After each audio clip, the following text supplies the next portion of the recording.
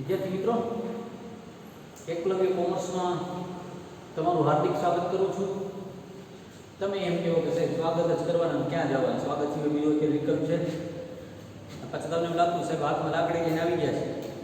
આવી રીતે વિચારો કે ક્લાસ ચાલુ હોય લાઈવ અને આવી રીતે હું લઈને આવું તો કેવી મજા આવે.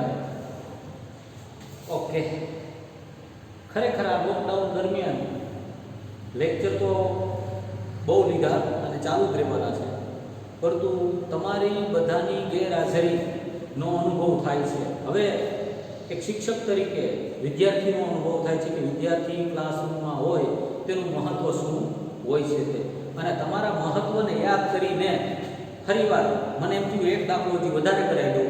એટલે એક આપણે જેવી રીતે ક્લાસમાં દાખલો કરતા હતા એવી જ રીતે સ્વાધ્યાયનો દાખલા નંબર 12 એકવાર રિપીટ કરી દઉં. બોર્ડની પરીક્ષામાં આ પ્રકારના મોટા દાખલા પૂછાતા નથી, પરંતુ આપણને આ મોટા દાખલાના નાના દાખલા બનાવે તો પણ આપણને આવડવા જોઈએ, એ માટે આપણે પ્રયત્ન કરી રહ્યા છીએ. એટલે ખાસ કરીને બધા જ વિદ્યાર્થીઓને ખાસ વિનંતી કે આ દાખલા રિપીટ કરી લે. એમાં કોઈ પણ પ્રકારના પ્રશ્ન હોય તો મને પૂછી શકે છે. હમણાં જ આપણે જે દાખલો સમજ્યા એમાં બે વસ્તુ બનાવી, એક નફા નુકસાન ફાળવણી ખાતું અને બીજું ભાગીદારોના મૂડી ખાતું. આ દાખલો થોડો વધુ સરળ છે એટલે તમને બહુ મજા આવશે. કોન્સન્ટ્રેશન વધારે રાખજો વિદ્યાર્થી મિત્રો. પ્રેરણા, પારસ અને જયશ્રી ત્રણ ભાગીદારો છે. 1/4/2016 ના રોજ તેમની મૂડી અનુક્રમે 1,50,000, 90,000 અને 60,000. ભાગીદારોની મૂડી ખાતાની જમા બાજુ શરૂઆતની બાકી તમને મળી ગઈ 1,50,000, 90,000 અને 60,000. સમજવાનો પ્રયત્ન કરજો. થોડો સરળ એક્ઝામ્પલ છે એટલા માટે. તેમનો ઉપાડ નીચે મુજબ હતો. પ્રેરણાના 15,000 અને પારસના 24,000. આ તમે બંનેમાં જો નોંધ કરો, તારીખ આપેલી છે, ઉપાડ પર વ્યાજ. હવે જો ઉપાડ પર વ્યાજની આપણે ગણતરી કરવાની છે ને, ટકાવારી આપી હોય તો આપણે સમય ધ્યાનમાં લેવો પડે. દાખલા તરીકે 1/7/2016 થી આપણે શરૂ કરીએ. 7, 8, 9, 10, 11, 12, 1, 2 અને 3 9 મહિનાનું ઉપાડ પર વ્યાજ આપણે ગણવું પડશે. ને પારસ માટે 10મો મહિનો પૂરો થઈ ગયો છે. 11, 12, 1, 2 અને 3 કુલ 5 મહિનાનું ઉપાડ પર વ્યાજ આપણે ચૂકવવું પડશે. આ એક્ઝામ્પલની અંદર જે અગત્યનો હવાલો છે એ હવાલો આ છે. અડધો નફો મૂડીના પ્રમાણમાં અને બાકીનો નફો 2/2/1 ના પ્રમાણમાં વેચે છે. આપણે આ જે નફો છે ને, વેચની પાત્ર નફો, હમણાં આની પહેલાના એક્ઝામ્પલની અંદર 23,750 23,750 દાખલા નંબર 8 માં જે આપણે વેચ્યા એ સીધા વેચી દીધા, બે ભાગ કરી. પરંતુ અહીંયા એને સ્પષ્ટતા કરી છે અડધો નફો મૂડીના પ્રમાણમાં. એનો મતલબ આપણે મૂડીનું પ્રમાણ કાઢવું પડશે. 1,50,000, 90,000 અને 60,000 આ પ્રમાણ આપણે કાઢવું પડે. આ પ્રમાણ કાઢ્યા બાદ અડધો નફો એ પ્રમાણમાં અને અડધો નફો 2/2/1 ના પ્રમાણમાં વેચવાનો રહેશે.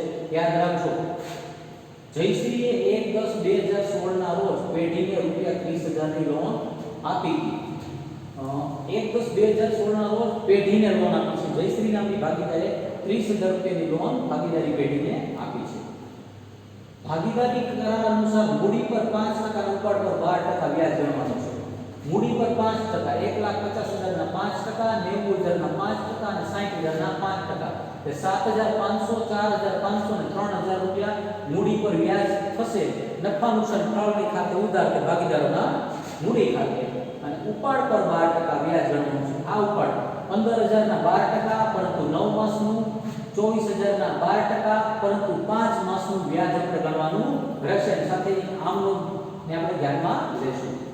પારસને પેઢીમાં સક્રિય કાર્ય કરવા બદલ વાર્ષિક 18,000 વેતન આપવાનું છે. આની પહેલાના દાખલામાં આપણે પગાર આપ્યો તો હરપાલને, જેવી રીતે હરપાલને પગાર આપ્યો તો એવી રીતે પારસને આપવો પડે. શું કામ પારસને આપવો પડે? તો પારસને ખબર પડી ને કે બીજી એક ભાગીદારી પેઢીમાં હરપાલને પગાર આપે છે તો મને પગાર આપો. આપણે વેન ન કરી પાડો, એ મેને એમ કે મને પગાર આપો. તો પ્રેરણા અને જયશ્રી બે હોશિયાર આપો ને બે પારસને કે કામ કરતો હોય તો, બરોબર ને? કે પારસને પેઢીમાં સક્રિય કાર્ય કરવા બદલ કેટલું? 18,000 વેતન. નફા નુકસાન ફાળવણી ખાતે ઉધાર તે પારસના મૂડી ખાતે. પ્રેરણાને ઉપરની જોગવાઈ કર્યા પછી તથા તેનું કમિશન બાદ કર્યા પછી વધતા નફાના 10% કમિશન આપો. હવે શબ્દો જો બોલો, તેનું કમિશન બાદ કર્યા પછી વધતા નફાના કમિશન બાદ કર્યા પછીના 10% એટલે કે 100 + 10 કરીને 110 આપણે ધ્યાનમાં લેવા પડશે. 31/3/2017 ના રોજ ઉપરના હવાલા નાખ્યા સિવાયનો અને જયશ્રીની લોન પર વ્યાજ ગણ્યા પછી, આની એક પહેલાના એક્ઝામ્પલમાં પણ આપણે લોન પર વ્યાજની અસર આપી નહોતી, કારણ કે લોન પર વ્યાજની અસર ક્યાં જાય? નફા નુકસાન ખાતામાં જાય, નફા નુકસાન ફાળવણી ખાતામાં આવે નહીં. એટલા માટે શું કીધું છે?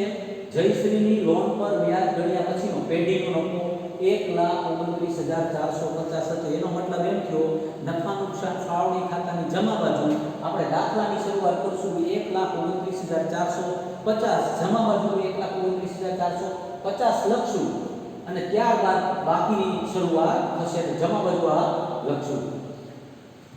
ઉપરોક્ત હવાલાઓની અસર આપ્યા પછી અને નફો નુકસાન મૂડી ખાતે લઈ ગયા પછી, આ પણ બહુ જ અગત્યનો, આ એક હવાલો અને એક આ જે શબ્દો કીધા છે ને, તમને આગળના જે છેલ્લા પ્રકરણ છે એ પ્રકરણની અંદર આ મુદ્દાઓ વારંવાર આવવાના, ખાસ ધ્યાન રાખજો. ઉપરોક્ત હવાલાઓની અસર આપ્યા પછી અને નફો નુકસાન મૂડી ખાતે લઈ ગયા પછી પેઢીની કુલ મૂડી વર્ષની શરૂઆતની કુલ મૂડી જેટલી જ રાખવાનું હતું. પેઢીની કુલ મૂડી એટલે કે હવે પછી પેઢીની કુલ મૂડી શરૂઆતની કુલ મૂડી જેટલી જ રાખવાનું નક્કી કર્યું. એટલે 1,50,000 + 90,000 ને 60,000. હવે પછી પેઢીની કુલ મૂડી 1,50 + 90 એટલે 240, 240 + 60 એટલે કુલ 3 લાખ રૂપિયાની મૂડી આપણે રાખવાનું છે, જે 2:1 ના પ્રમાણમાં હોય છે. એનો મતલબ એમ થયો કે આપણે જે મૂડી ખાતા બનાવશું એ મૂડી ખાતાની આખરની બાકી કુલ બાકી 3 લાખ રૂપિયા છે અને 3 લાખ રૂપિયા 2:1 ના પ્રમાણમાં વેચવા પડશે. શું કામ એવું કરવું પડશે? તો ફરીવાર સમજો. ઉપરોક્ત હવાલાઓની અસર આપ્યા પછી અને નફો નુકસાન મૂડી ખાતે લઈ ગયા પછી, નફો નુકસાન મૂડી ખાતે લઈ ગયા પછી પેઢીની કુલ મૂડી વર્ષની શરૂઆતની કુલ મૂડી જેટલી જ રાખવાનું ઠરાવવામાં આવ્યું છે. હમણાં આની પહેલાનું એક્ઝામ્પલ તમને કહ્યું ને, એમાં આપણે હરપાલ અને ચિરાગની બાકી આગળ લઈ ગયા લીધું હતું ને, આ એને એમાં કીધું છે. અહીંયા આ દાખલાની અંદર એવી સ્પષ્ટતા કરી છે કે બાકી આગળ લઈ ગયા કુલ 3 લાખ રૂપિયા હશે અને 3 લાખ તમારે 2:1 ના પ્રમાણમાં હોવી જોઈએ. મારે ખ્યાલથી 3 લાખને તમે 2:1 ના પ્રમાણમાં વેચો, 2 + 2 અને +1 એટલે 5, 3 લાખ ભાગ્યા 5 એટલે 60,000, એટલે 60,000 ગુણ્યા 2 1,20,000, 1,20,000 અને 60,000 રૂપિયા બાકી આગળ લઈ ગયા તરીકે દર્શાવવાનું રહેશે. આ માટે જરૂરી રકમ ભાગીદાર રોકડમાં લાવે અથવા રોકડમાં લઈ જાય. એટલે જો કોઈ ભાગીદારની, દાખલા તરીકે પ્રેરણાની આખરની બાકી 1,20,000 કરતાં વધુ હશે તો ભાગીદારી પેઢીએ એને પૈસા પાછા આપવા પડે, અને જો ઓછી હોય તો પ્રેરણાએ એટલા પૈસા પાછા આપવા પડશે. એનું કારણ શું? તો કે તમે ગમે તે કરો, ભાગીદારની આખરની મૂડી પ્રેરણાના 1,20,000, પારસના 1,20,000 અને જયશ્રીના 60,000 હોવા જોઈએ. તે માટે વધતી ઘટતી રકમ ભાગીદારે લાવવી પડે, અથવા તો ભાગીદારી પેઢી જો એની રકમ વધારે હોય તો પૈસા પાછા આવી જશે. 31/3/2017 ના રોજ પૂરા થતા વર્ષનું પેઢીનું નફા નુકસાન ફાળવણી ખાતું અને ભાગીદારોના મૂડી ખાતા તૈયાર કરો. એટલે આ બે બાબતો, એક તો કે આખરની મૂડી અને નફાની વહેંચણી કયા પ્રમાણમાં કરવાની છે? અહીંયા ફરીવાર એકવાર અડધો નફો મૂડીના પ્રમાણમાં. એટલે નફાના આપણે પેલા બે ભાગ પાડશું. એક મૂડીના પ્રમાણમાં, એટલે મૂડીનું પ્રમાણ આપણે અહીંયા જો મારા ખ્યાલથી કાઢીએ તો 15:9:6 એટલે 2, 3 અને 5 એટલે 5:3:2. એટલે નફો આપણે કયા પ્રમાણમાં વેચશું? 5:3:2 અને 2:2:1 બે ભાગમાં વેચવાનો રહેશે. હવે આગળની બધી જરૂરી નોંધ જોતા જાય અને ફરીવાર આ બધું આપણે રિપીટ કરતા જાય. થોડો ફરીવાર બોલું છું, ત્રીજી વાર બોલું છું કે થોડો સરળ એક્ઝામ્પલ છે, તમને બહુ મજા આવશે. ઓકે, સૌથી પહેલા ભાગીદારોની મૂડી પર વ્યાજ. હવે આ તમને તો યાદ રહી ગયું છે ને, 1,50,000 ના 5%, 90,000 ના 5%, 60,000 ના 5%. નોંધ પણ શું થાય? નફા નુકસાન ફાળવણી ખાતે ઉધાર, કે પ્રેરણાના મૂડી ખાતે, પારસના મૂડી ખાતે, તે જયશ્રીના મૂડી ખાતે. ઘણા વિદ્યાર્થીઓ રાત્રે ઊંઘમાં બોલતા હતા, ખબર 11મું ધોરણ યાદ છે? ઉધાર ને જમા આવે તે ઉધાર, જાય તે જમા. લેનાર ખાતે ઉધાર ને આપનાર ખાતે જમા. યાદ છે ને ક્લાસમાં આપણે બધા રિપીટ કરતા હતા, બહુ મજા આવતી. ઉધારનું જમા, જમાનું ઉધાર કરતા આડાઅવળું કરી નાખતા હતા. પણ હવે તો એ તમને યાદ રહી ગયું. નફા નુકસાન ફાળવણી ખાતે ઉધાર, તે પ્રેરણાના મૂડી ખાતે, તે પારસના મૂડી ખાતે, તે જયશ્રીના મૂડી ખાતે આપણે નફા નુકસાન ફાળવણી ખાતાની જમા બાજુ 1,29,450 થી દાખલાની શરૂઆત કરીએ છીએ અને ઉધાર બાજુ આપણે 15,000 લખશું અને આ ત્રણેયના મૂડી ખાતાની જમા બાજુ 7,500, 4,500, 3,000 રૂપિયા દર્શાવશું. બાબત જે મૂડી પર વ્યાજની નોંધ કરી. બીજી નોંધ, ઉપાડ, પ્રેરણાનો ઉપાડ અને પારસનો ઉપાડ ફરીવાર અહીંયા 1/7/2016 થી 31/3/2016. વિદ્યાર્થી મિત્રો કેલેન્ડર સાથે રાખજો એટલે કેલેન્ડરની અંદરથી ગણતરી કરવાની ખબર પડે.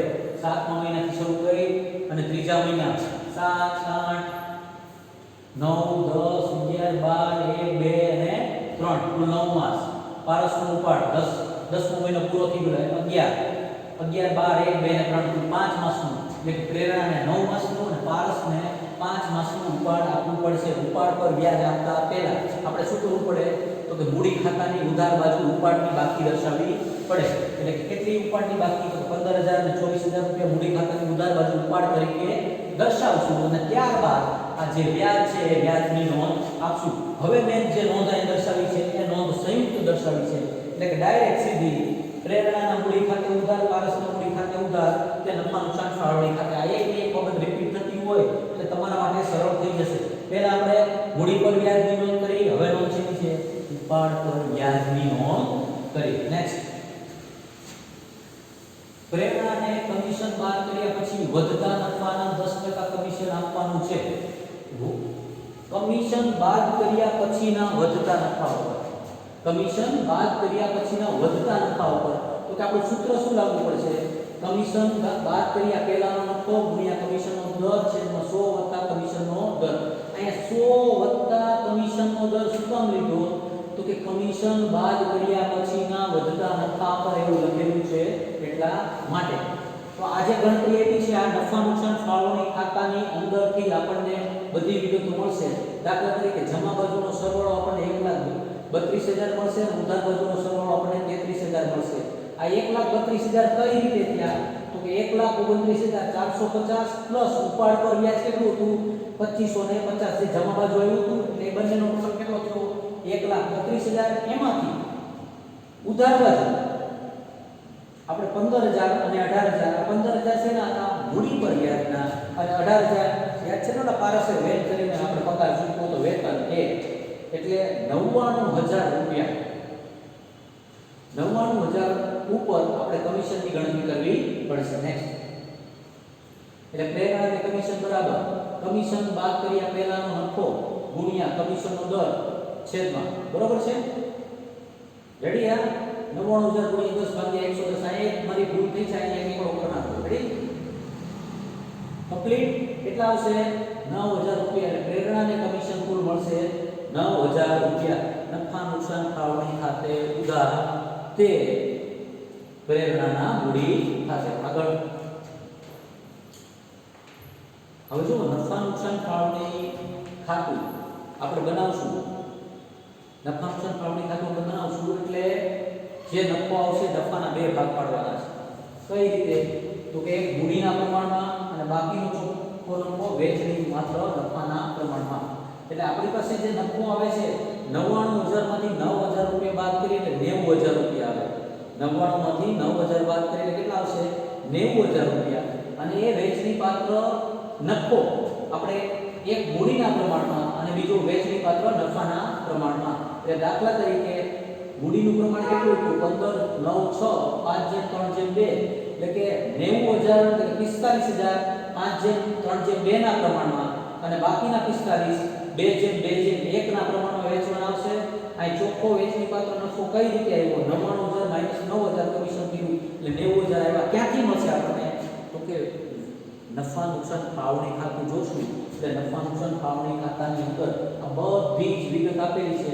હમણાં ફરીવાર રિપીટ કરીએ છીએ એટલે હવે તમને આઈડિયા આવી ગયો છે. તો 50% નફો મૂડીના પ્રમાણમાં અને બાકીનો 50% નફો વેચણી આ જે 2/2/1 ના પ્રમાણમાં કુલ 90,000 નફો થાય છે.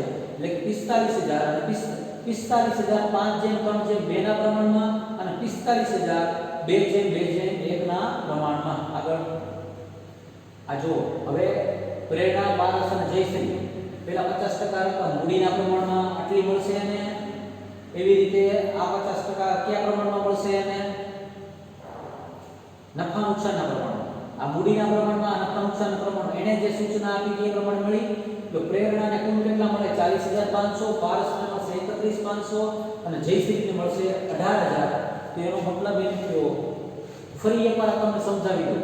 આ બે ભાગ કુલ નફો 90,000 રૂપિયા, 90,000 રૂપિયા બે ભાગમાં 45,000 અને 45,000, એક મૂડીના પ્રમાણમાં, એક નફા નુકસાનના પ્રમાણમાં. આવું હવાલામાં કીધું છે એટલા માટે આ 45,000 5/3/2 ના પ્રમાણમાં વેચીએ એટલે પ્રેરણા, પારસ અને જયશ્રીને આ નફો મળશે અને નફા નુકસાનના પ્રમાણમાં વેચીએ એટલે 18,000 અને 9,000 રૂપિયા મળશે. એટલે કુલ 40,500, 31,500 અને 18,000. એટલે કે નફા નુકસાન ફાળવણી ખાતાની ઉધાર બાજુ લખેલા છે તે પ્રેરણાના મૂડી ખાતે, તે પારસના મૂડી ખાતે અને તે જયશ્રીના મૂડી ખાતે આટલી રકમ દર્શાવેલી હશે. આગળ હવે જુઓ, આમ હમણાં આપણે જે ચર્ચા કરી તે બધી આ 1,32,000 નો ટોટલ 1,32,000 માંથી આપણે 33,000 બાદ કર્યા, 15,000 વત્તા 18,000, 1,32,000 માંથી કેટલા બાદ કર્યા? 33,000. વધે કેટલા? 99,000. 99,000 માંથી આ કમિશન પ્રેરણાને આપ્યું, 99 માંથી 9,000 બાદ કરી એટલે 90,000. અને આ 90,000 રૂપિયા આપણે હમણાં જે ચર્ચા કરી, નોંધની ચર્ચા કરી એ 40,500, 31,500 અને 18,000 રૂપિયા. આ 2 થી 3 વાર તમારે જોવું પડશે, ત્યારબાદ તમને સરળતાથી આ સમજાશે. ન સમજાય તો પાછું મને યાદ કરાવજો કે સર આ બાબત કેમ, હું ફરીવાર રિપીટ તમને કરીશ. એટલે કે હવે આ જે નફો છે ક્યાં જશે? પ્રેરણાના મૂડી ખાતે, પારસના મૂડી ખાતે અને જયશ્રીના મૂડી ખાતે. આગળ આ ભાગીદારોના મૂડી ખાતા. હવે તો તમને યાદ રહી ગયો, બાકી આગળ લાગ્યા. આ મૂડી પર વ્યાજ, આ પગાર મળ્યો હોય, આ કમિશન મળ્યું તે અને આ વેચણી પાત્ર નફો 40,500, 31,500 ને 18,000. ઉપાડ કર્યો તો ભાગીદારોના ઉપાડ ખાતાની બાકી 15,000 અને 24,000. ઉપાડ પર વ્યાજ તો મૂડી ખાતે ઉધાર તે નફા નુકસાન ફાળવણી ખાતાની જમા બાજુ, નફા નુકસાન ફાળવણી ખાતાની જમા બાજુ 2550 લખેલા હતા આપણે. Ready, complete. હવે અગત્યનો મુદ્દો જે આવશે, અગત્યનો મુદ્દો શું છે?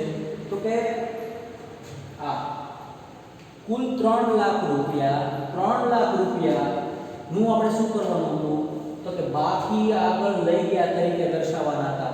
3 લાખ રૂપિયાને 2/1 ના પ્રમાણમાં વેચ્યા. એટલે હવે અહીંથી આપણને ખબર પડશે કે કયા ભાગીદારે પૈસા લાવવાના અને કયા ભાગીદારે લઈ જવાના. એટલે આપણે શરૂઆત જયશ્રીથી કરીએ. હવે જયશ્રી નું આ બાજુનું ટોટલ, જમા બાજુનું ટોટલ વધારે થાય છે. 60,000 વત્તા 3,000 વત્તા 18,000 એટલે કુલ જયશ્રીનો ટોટલ 81,000 થાય છે. અને 81,000 માંથી 60,000 રૂપિયા, 81 એટલે કે જયશ્રી પાસે 81,000 છે અને એને રાખવાની આ બાકી કેટલી છે? 60,000. એનો મતલબ જયશ્રીને 21,000 રૂપિયા આપણે ચૂકવવા પડે. જયશ્રીને 21,000 રૂપિયા ચૂકવવા પડે એટલે શું નોંધ થશે? જયશ્રીના મૂડી ખાતે ઉધાર તે રોકડ ખાતે, જયશ્રીના મૂડી ખાતે ઉધાર તે રોકડ ખાતે 21,000 રૂપિયા. આપણે કીધું હતું ને, કાં ભાગીદાર રોકડ લઈ આવશે અથવા તો કાં ભાગીદાર રોકડ ચૂકવવી પડશે. ત્યારબાદ પારસ. જો પારસની આપણે સરખામણી કરીએ તો એનો ઉધાર બાજુનો સરવાળો વધારે આવે છે. 24,000 વત્તા 1200 વત્તા 1,20,000 એટલે 1,45,200 અને આ બાજુનો સરવાળો તો 1,44,000 થતો હતો. એનો મતલબ કે પારસ નામના ભાગીદારે કેટલી રકમ ઘટે છે? તો 1,200 રૂપિયા એને ભાગીદારી પેઢીને આપવા પડશે. એટલે 1,200 રૂપિયા આપણી પાસે આવશે. પૈસા આવશે એટલે રોકડ ખાતે ઉધાર તે પારસના મૂડી ખાતે. આ શું કામ રોકડ લાવશે અને લઈ જવામાં આવે છે? હવાલાની અંદર આપણને સૂચના આપી છે કે ભાગીદારની આખરની મૂડી 1,20,000, 1,20,000 અને 60,000 રાખવી અને ઘટતી કે વધતી રકમ ભાગીદાર દ્વારા લઈ આવવામાં આવશે. જયશ્રીના આવી ગયો, પારસના આવી ગયો. આ બેનો હિસાબ કરીને તરત પ્રેરણા એમ કે ને ભાઈ મારો હિસાબ કરો નહીં કે તમે બે તો ભાગ લઈ લીધો. આપણે નો નાસ્તો કરતા હોય બ્રેકમાં અને બે જણાને આપણે બહાર લઈ જઈએ પર પીછે કરતા ન દોડે મને આપો એવી રીતે. એમ પ્રેરણાનો હિસાબ કરશું તો એને જમા બાજુનો સરવાળો થશે 2,07,000. આ 2,07,000 માંથી આ 1 આ 2 અને આ 3 આટલી રકમ બાદ કરીએ એટલે તફાવત આવશે 70650. આ 70650 આપણે પ્રેરણાને ચૂકવવા પડશે. શું કામ ચૂકવવા પડે? તો કે એની આખરની બાકી કેટલી રાખવાની છે? 1,20,000. તો કે 1,20,000 રાખવાની છે તો વધારાના કેટલા હતા? 70650 એને ચૂકવવા પડશે. તો પ્રેરણાના મૂડી ખાતે ઉધાર તે રોકડ ખાતે 70650. રેડી? બરોબર છે? જો અહીંયા મેં એક નોંધ કરી છે. આ એ શું કરી છે? તો આ બાજુનો સરવાળો વધારે છે અને ચોરસ તો કે આ તફાવતની રકમ છે. ચોરસ શું છે? તફાવતની રકમ. અને આ વિદ્યાર્થીઓ શીખવાડ્યું છે કે સાહેબ આવું લખો ને તો એ અમારા માટે સરળ રહે સમજવાનું. Very good. ચલો તમે બધું મને શીખવાડો છો એક એક વસ્તુ નથી આપણે ક્લાસમાં સર આમ કર્યું હોય તો સારું, આમ કર્યું હોય તો સારું. અને હું દરરોજ શીખતો જાઉં, તમને શીખવાડતો જાઉં. મજા આવી છે ને? આજે હમણાં આપણે જે ચર્ચા કરી હતી એકવાર ફરીવાર અહીંયા નોંધ સ્વરૂપે તમને આપી છે. આપણી પેઢીની શરૂઆતની મૂડી કેટલી થાય? 3 લાખ રૂપિયા. પેઢીની કુલ મૂડી એટલે આખરની બાકી કયા પ્રમાણમાં રાખવાની છે? 2:1. હમણાં આપણે પ્રેરણા, પારસ, જયશ્રી આની મૂડી રાખી હતી 1,20,000 અને 60,000 રૂપિયા. અને ત્યારબાદ જ રોકડ લાવવામાં આવીને રોકડ લઈ જવામાં આવી. આખરની કુલ મૂડી 3 લાખ રૂપિયા 2:1 ના પ્રમાણમાં અનુક્રમે 1,20,000 અને 60,000 લખવાથી તફાવતની રકમ 70650 પ્રેરણા ઉપાડી જશે. 21,000 રૂપિયા જયશ્રી ઉપાડી જશે. જ્યારે 500 રૂપિયા 1200 રોકડા લાવશે. આ ઉપાડી જશે એટલે પરચુરણ નથી આપ્યું, ખાતામાં ટ્રાન્સફર થાય. આ ચેક આપવામાં તમને થાય કે આટલું ઉપાડી જશે એટલે કઈ થેલો પેલો ભર્યો છે? થેલો કઈ નથી ભર્યો. બરોબર? 1200 રૂપિયા રોકડા લાવશે.